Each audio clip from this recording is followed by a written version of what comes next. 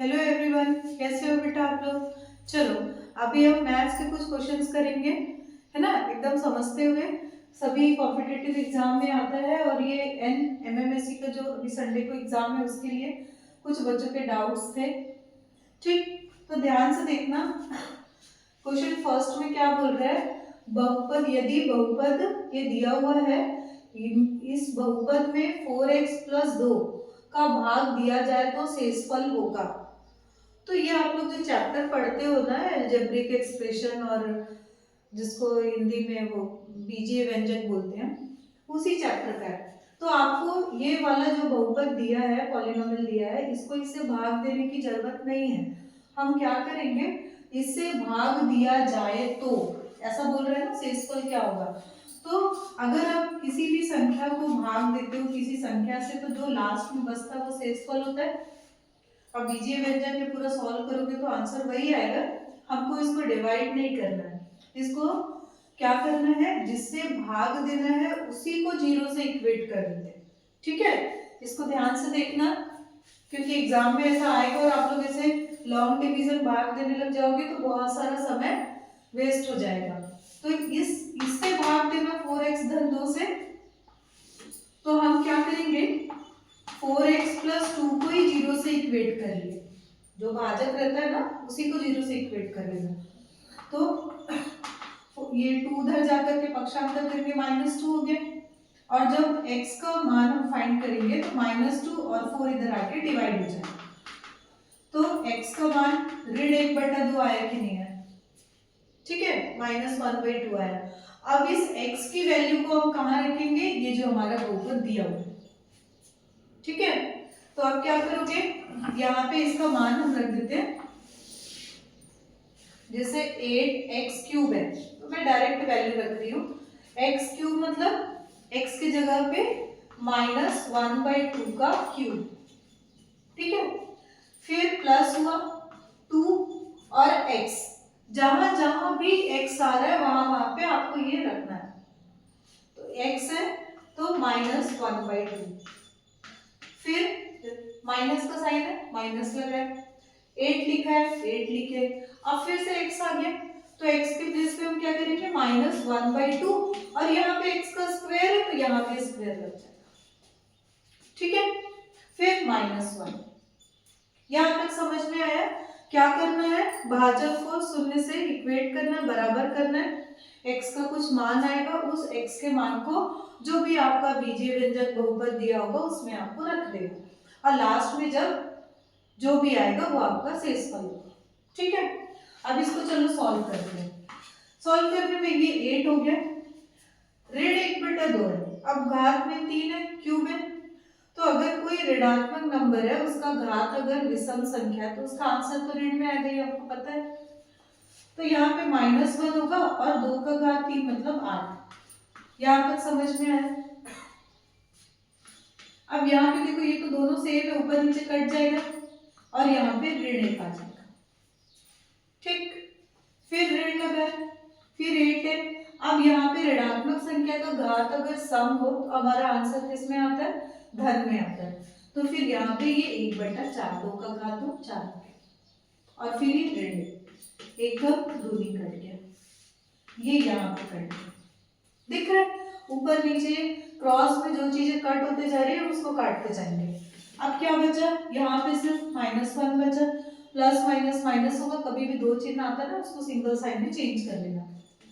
फिर ऋण 2 आया और ऋण 1, अब इसको प्लस कर लो, 1 2 4 5, और पूरा ऋण में है, मतलब फाइनल जो हमारा आंसर आएगा वो भी नेगेटिव या ऋणात्मक होगा। तो -5 हमारे ऑप्शन में है, तो ये हमारा आंसर है। हमको इसको डिवाइड करने की जरूरत नहीं पड़ी। क्या करना है, भाजक को जीरो से इक्वेट करना है, x का जो भी मान आएगा बहुपद में रख देना है। सॉल्व करते समय ध्यान से करना, क्योंकि एक भी चिन्ह इधर उधर गड़बड़ करोगे, साइन मिस्टेक होगा तो आंसर डिफर करेगा। हो सकता है कि जो डिफर वाला आंसर है कहीं मैच कर जाए, आपको लगेगा मैंने क्वेश्चन बनाया लेकिन आप रॉन्ग हो जाएगा, ठीक है। चलो अब नेक्स्ट क्वेश्चन।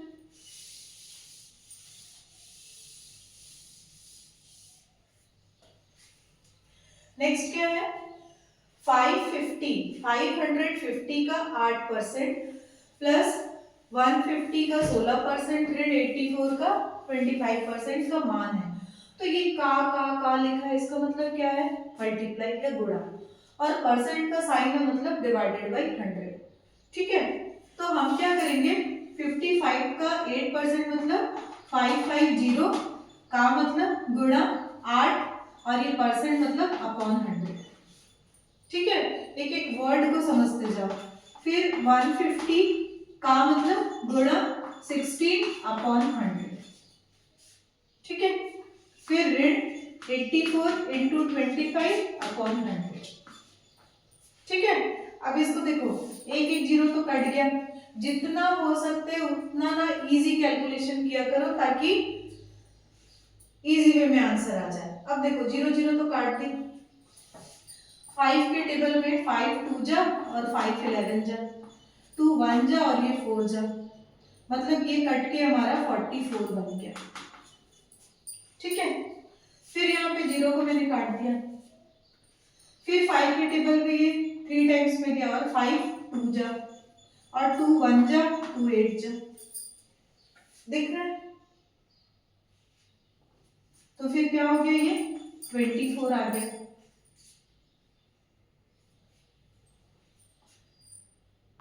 ठीक है, फिर ऋण ये 25 1 जा और ये 4 जा, है ना, 25 तो 100 होता है, फिर 4 एकम और ये, तो कितना आया -21।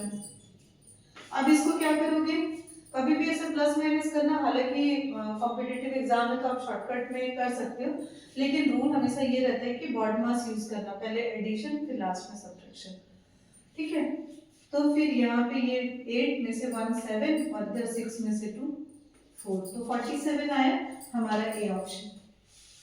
ठीक है, तो कभी भी ऐसा क्वेश्चन आता है ना बहुत बड़ा देगा, तो आपके पास तो टाइम कम रहता है, स्पेस भी कम है, तो आप ऐसे छोटे छोटे को आप समझ के ऐसे लिखना और सिंप्लीफाई करके आंसर डाल देना।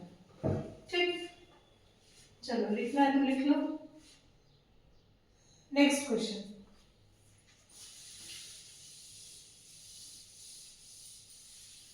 नेक्स्ट क्वेश्चन है, देखो 52 का स्क्वायर, 52 का वर्ग और 53 का वर्ग, है ना, के मध्य कितनी प्राकृत संख्या होगी। देखो प्राकृत संख्या का मतलब होता है कि सारे नंबर जिसको हम काउंटिंग में यूज करते, गिनती में, गणना में, तो एक से लेके सभी सारी संख्याओं को हम प्राकृत संख्याएं बोलते हैं। शून्य आ जाता तो वो होल नंबर हो जाता है ना।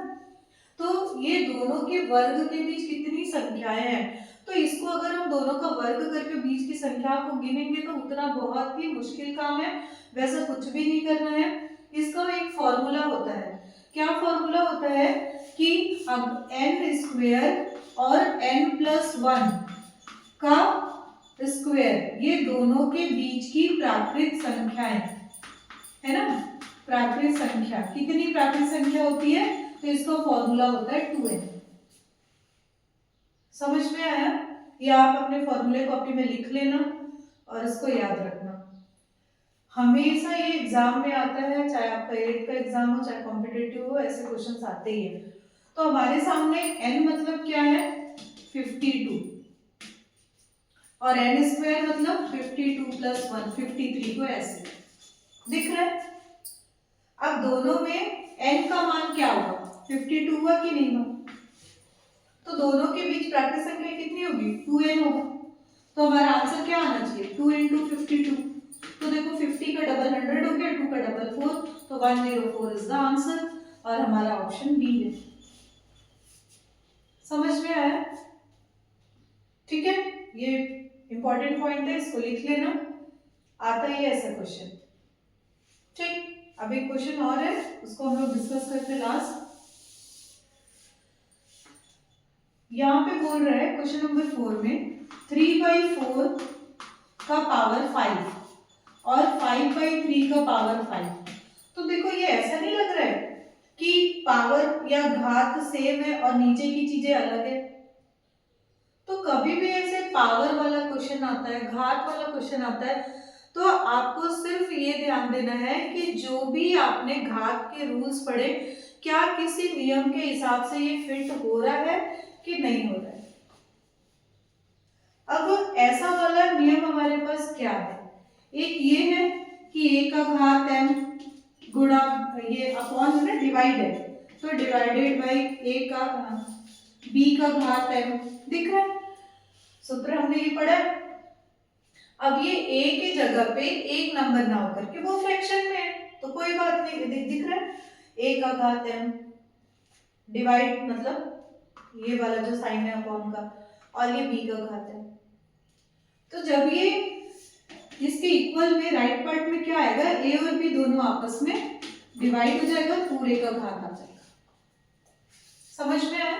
तो अब इसी के हिसाब से हम इसको लिखे तो 3/4 ये हुआ, नीचे 5/3 हो गया और पूरे का घात 5 आ जाएगा।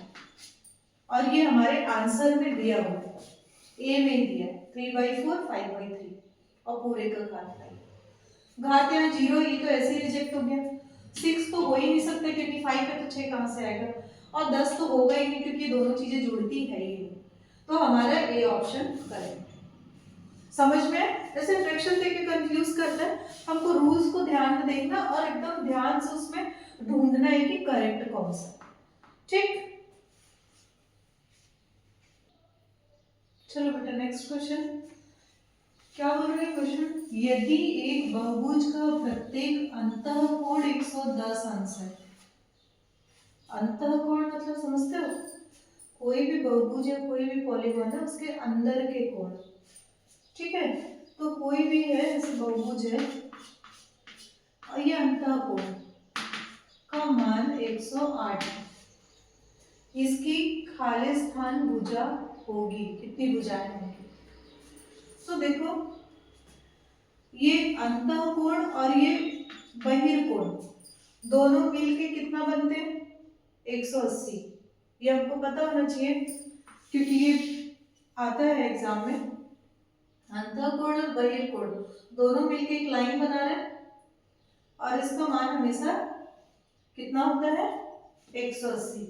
तो अगर अंतःकोण 108 है तो बहिर्कोण का मान कितना होना चाहिए, 180 में 108 को माइनस कर 72 आया, ठीक है। अब हमारे पास भुजाओं की संख्या, तो भुजाओं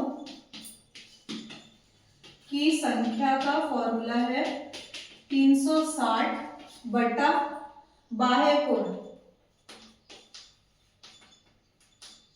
तो बाह्य कोण कितना है 72 है। तो अब हम क्या करेंगे 360 में 72 को डिवाइड कर देंगे। तो 36 1 जा 0 2 जा ये 5। तो भुजाओं की संख्या कितनी आई 5। तो कई बार क्या होता है बाह्य कोण दिया रहेगा तो आप डायरेक्ट 360 डिवाइडेड बाय बाह्य कोण को कर देना तो भुजाओं की संख्या आ जाएगा। अगर नहीं दिया है तो आप 180 में से माइनस करके निकाल लेना, फिर 360 में उसका भाग दे देना, तो आपको भुजाओं की संख्या यहाँ पे आ जाए। तो इस प्रश्न में भुजाओं की संख्या कितनी होनी चाहिए 5। समझ में आया।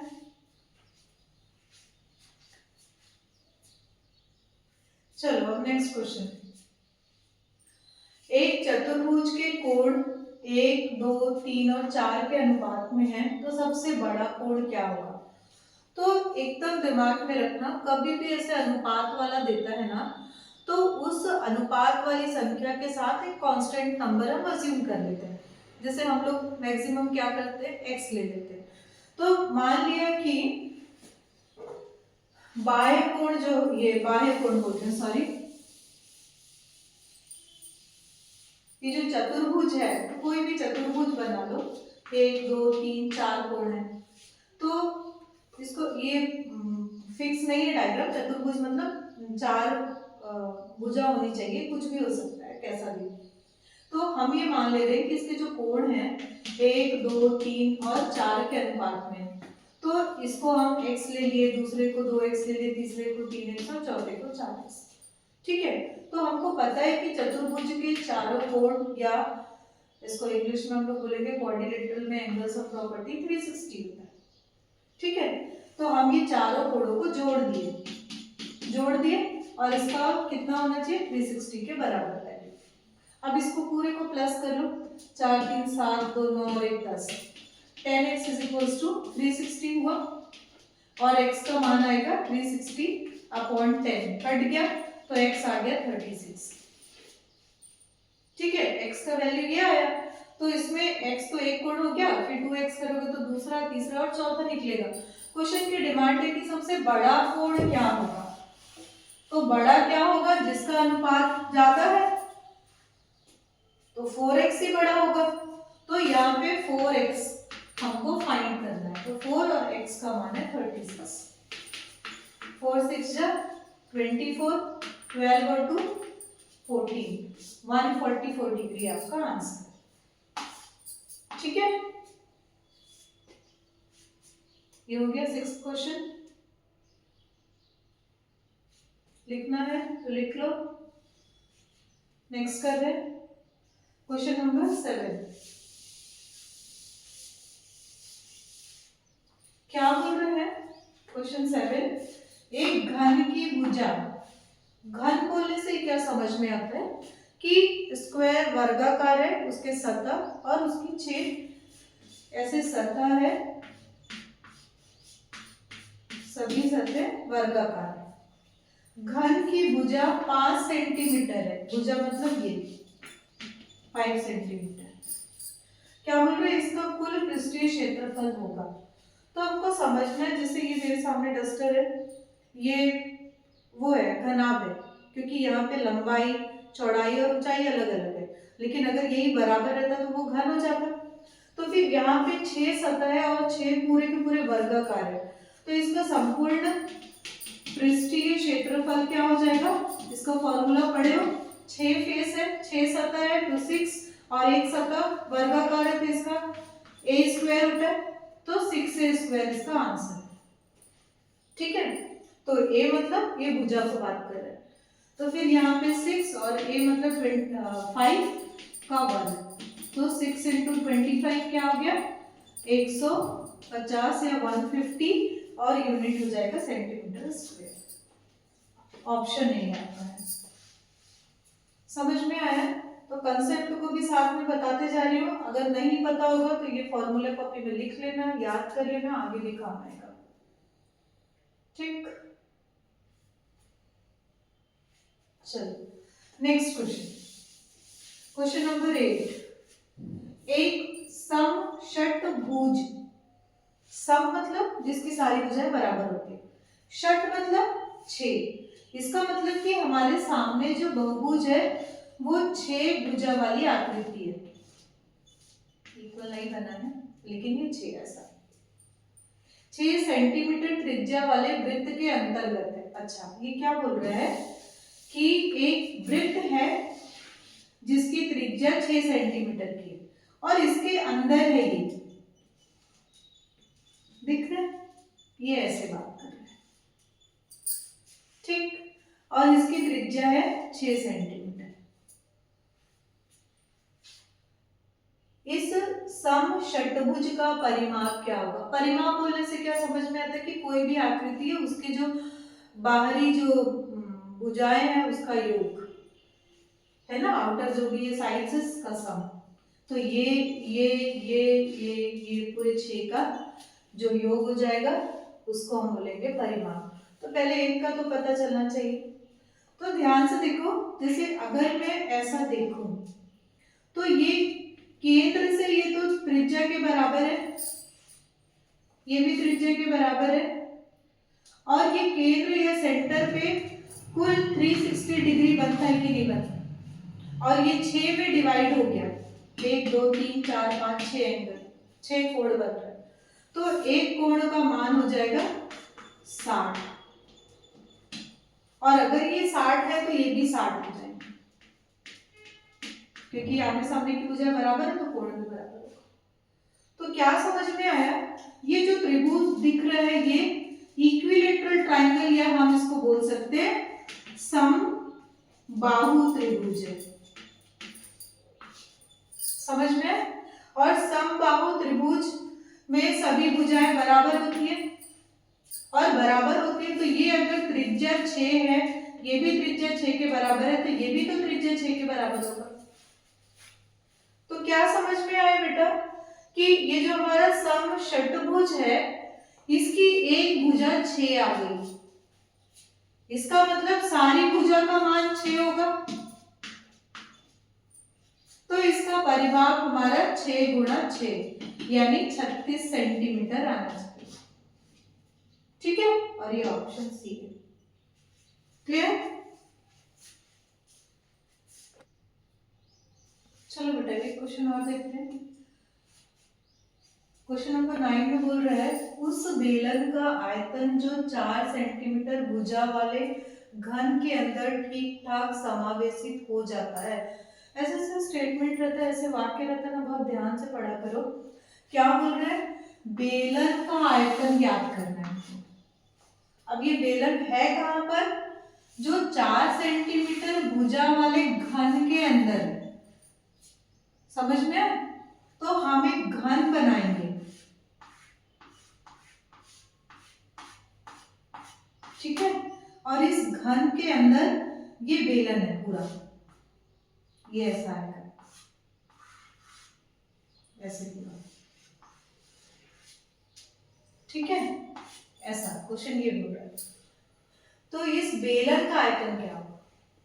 तो ध्यान से देखना कि घन की भुजा 4 सेंटीमीटर है, और अगर हम बेलन को देखें तो ये वर्गाकार में सबसे जो ज्यादा लेगा, ऐसे जो वृत्त बनेगा वो 4 सेंटीमीटर क्या बोलना चाहिए कि डायमीटर या व्यास के जितना बन सकता है। ठीक है, तो ये पूरा का पूरा हम इसको 4 मान सकते हैं, और रेडियस को अगर ले तो 2, तो इसका जो व्यास है वो 4 होगा, तो रेडियस कितना होगा? 2 होगा, और इसका जो ऊंचाई है ये पूरा का पूरा, इसका हाइट भी तो 4 है, तो इसका मतलब कि जो बेलन की ऊंचाई है ना उसको हमको 4 लेना है। समझ में? मतलब एक घन है, घन के अंदर पूरा का पूरा बेलन रहेगा, और बेलन का जो व्यास है वो उसकी एक भुजा के बराबर होगा, तो जो त्रिज्या है वो उसका आधा हो जाएगा। ठीक है, और ऊंचाई पूरी की पूरी इस घन की ऊंचाई के बराबर होगा। तो अब इसका आयतन क्या होगा? तो बेलन की बात करें तो बेलन का आयतन क्या होता है? फॉर्मूला याद है? बेलन का आयतन क्या होता है? Pi r square h, pi r square h. तो पाई है क्योंकि हमारे आंसर में पाई है, तो हम उसको वैसे ही छोड़ दिए, और आर स्क्वायर, आर मतलब 2 का वर्ग, और ऊंचाई 4, तो 2 का वर्ग 4 और 4 गुणा 4 16, तो 16 पाई सेंटीमीटर क्यूब आता है। हमारे आंसर में ऑलरेडी पाई इधर दिया हुआ है प्रश्न में, तो यहाँ जो आना चाहिए वो 16 आना चाहिए, और ऑप्शन बी में। ठीक है, चलो एक क्वेश्चन और करेंगे। ये ऐसा क्वेश्चन बहुत आता है, जैसे ये बोल रहे हैं घनाकार गोदाम की विमाएं का मतलब ये होता है डायमेंशन, लेंथ, ब्रेड्थ, हाइट। तो ये लाइन से 3 दिया रहता है ना, इसका मतलब ये समझना कि ये लंबाई को बोल रहे हैं, ये चौड़ाई को बोल रहे हैं, और ये ऊंचाई को बोल रहे हैं। गोदाम मतलब एक समझ जाओ रूम है ना, घनाभ जैसा है, अलग अलग है मतलब घनाभ के टाइप का, लेकिन ये घनाकार को गलत लिखा है भाई, लोग क्वेश्चन ही गलत लिखते हैं। घनाभाकार, घनाभ के आकार का, ठीक है। अगर घन बोलेगा तो उसका लंबाई चौड़ाई ऊंचाई एक बराबर होना चाहिए, तो यहाँ पे तीनों अलग है, मतलब वो घन नहीं है, घनाभ है।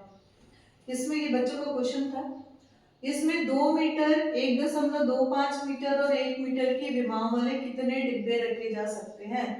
तो कभी भी ऐसा क्वेश्चन आता है ना कि ये इतना बड़ा सा है, बड़ा बॉक्स है, उसके अंदर कितने छोटे छोटे बॉक्स आ सकते हैं, कितने डिब्बे रखे जा सकते हैं, या यहाँ पे बोल दिया गोदाम में इस डायमेंशन के कितने बॉक्स या डिब्बे रखे जा सकते हैं।